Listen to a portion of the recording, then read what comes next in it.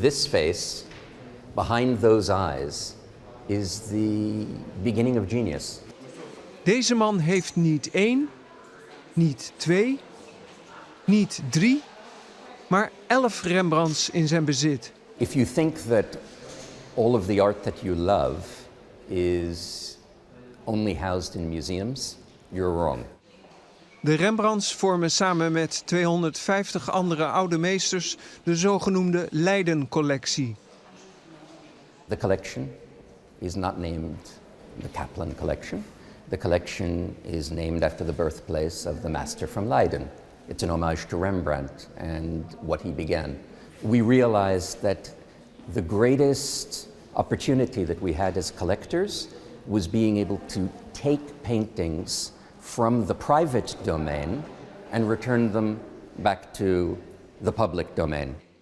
Kaplan stuurt zijn privécollectie de wereld in. Te beginnen in het Louvre, daarna in China en het Midden-Oosten. Want Kaplan is een man met een missie. We see people working very hard to burn bridges between cultures.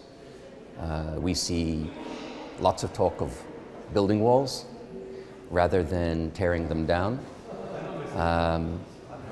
We believe that there is an extraordinary opportunity for Americans, yes, Americans, to be able to use arguably the most iconic museum in the world, certainly the most iconic French museum in the world, as a platform for us to be able to apply the universal values of the Dutch Golden Age to building bridges with Asia and the Middle East.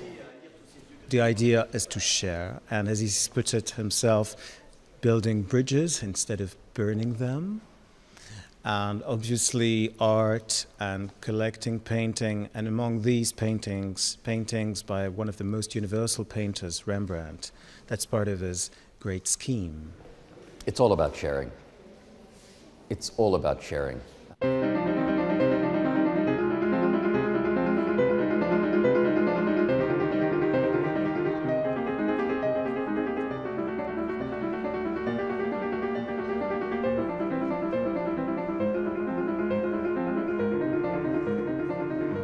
Voor het bijeenbrengen van de collectie trok Kaplan internationale deskundigen aan, onder wie een Nederlander.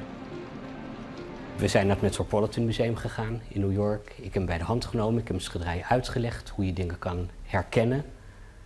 En hoe je kan zien wat goede schilderijen zijn, wat geen goede schilderijen zijn. En zo is hij super geïnteresseerd geraakt. She's beautiful. But not just simply beautiful. She's everything that is so distinctive about Rembrandt. You feel that you know her. You feel that Rembrandt is capturing her interior life, all in one go. Hier, kijk naar die vingers, kijk naar de structuur. Je kan het aanraken, je kan het voelen, de verf. Dat heb ik hem leren kijken van hoe kan je verf leren, hoe kan je leren kijken. En ook de transparantie van de achtergrond. Schilderijen, de achtergrond moet altijd transparant zijn. Als ze zijn ingesausd is het niet meer goed. Dus heb ik hem altijd geleerd, leer kijken, leer de verfstreken zien. She lives, she speaks. And then you add all of the other virtuosity to it, the thick impasto of the gold braid, the elegance and the understatement of the earrings, the wet and wet that he uses to be able to highlight her hair. It's everything that one could possibly want in a Rembrandt portrait. I think that the Dutch Golden Age was a particular moment when the world was changing. Leiden was a scientific center. Amsterdam, Rotterdam, Delft were all being brought into, not just brought into, but were all at the forefront, at the vanguard of progress, of enlightenment, and the much more tolerant spirit of the Netherlands was a beacon that other countries were watching. We never gave one interview for 13 years.